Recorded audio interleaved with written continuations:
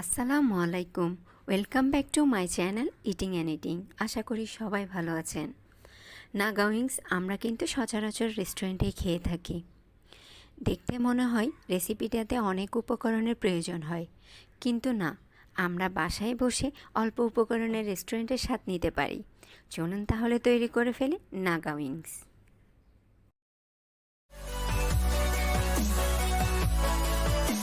Naga wings তৈরি করার জন্য আমি মিক্সিং বোলে 20 পিস উইংস নিয়ে নিয়েছি।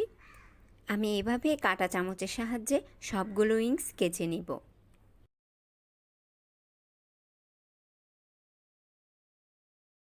আমি একই প্রসেসে সবগুলো উইংস কাঁটা চামচের সাহায্যে কেচে নিয়েছি। এবার আমি এর মধ্যে দিয়ে নিব 3 টেবিল চামচ টমেটো কেচাপ। এবার আমি দিয়ে নিচ্ছি 1 টেবিল চামচ ওয়েস্টার সস, দিয়ে নিচ্ছি 2 টেবিল চামচ সয়া সস, গোলমরিচ দিয়ে নিচ্ছি হাফ টি স্পুন। আমি আদা রসুন একসাথে পেস্ট করে নিয়েছি, 1 টেবিল চামচ দিয়ে দিচ্ছি। চিলি ফ্লেক্স দিয়ে নিচ্ছি হাফ টেবিল স্পুন, মরিচ গুঁড়া হাফ টি স্পুন, লবণ হাফ টি স্পুন। আমি সবগুলো উপকরণ ভালো করেই মিক্স করে নিব। ঢেকে রেখে দিব আধা ঘন্টার জন্য। আধা ঘন্টা হয়ে গিয়েছে। এবার আমি আবারও ভালো করে মিক্স করে নিব।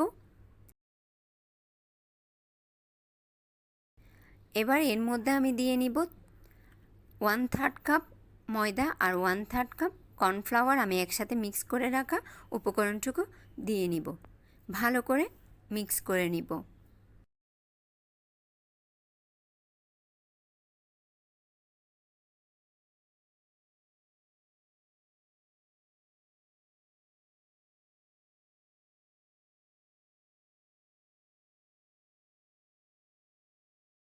মিক্স করা হয়ে গিয়েছে, এবার আমি ভেজে নিব। আমি চুলায় একটি প্যান বসিয়ে নিয়েছি, এর মধ্যে 2 কাপ পরিমাণ সয়াবিন অয়েল দিয়ে নিয়েছি, ভালো করে গরম হয়ে গিয়েছে।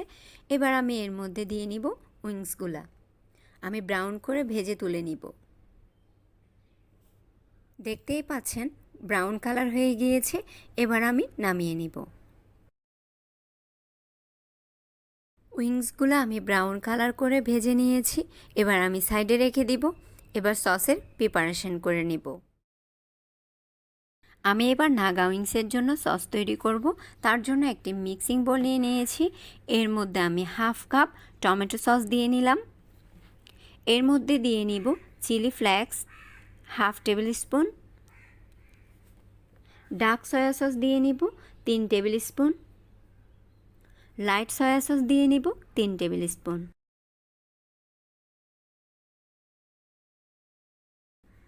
আমি নাগা সস দিয়ে নিচ্ছি 1 টেবিল চামচ।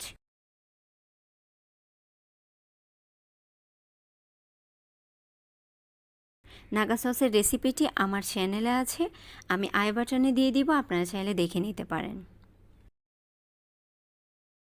চিনি দিয়ে নিব 1 টেবিল স্পুন, হানি 1 টেবিল স্পুন,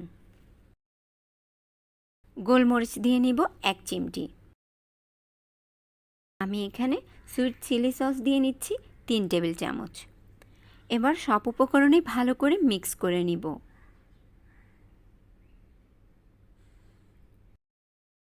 আমি একটি প্যানে 3 টেবিল চামচ সয়াবিন অয়েল দিয়ে নিয়েছি। সয়াবিন অয়েল গরম হয়ে গিয়েছে, আমি এর মধ্যে 2 টেবিল চামচ রসুন কুচি দিয়ে নিচ্ছি, হালকা ব্রাউন করে ভেজে নিব।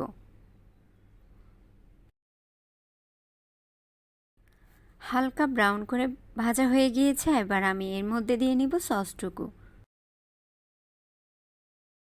এবার ভালো করে নেড়ে ছেড়ে ভালো করে বলক তুলে নিব। বলক উঠে এসেছে, এবার আমি 1 টেবিল চামচ লেমন জুস দিয়ে নিব। নেড়ে ছেড়ে এবার ভেজে রাখা উইংসগুলো দিয়ে ভালো করে মিক্স করে নামিয়ে নিব।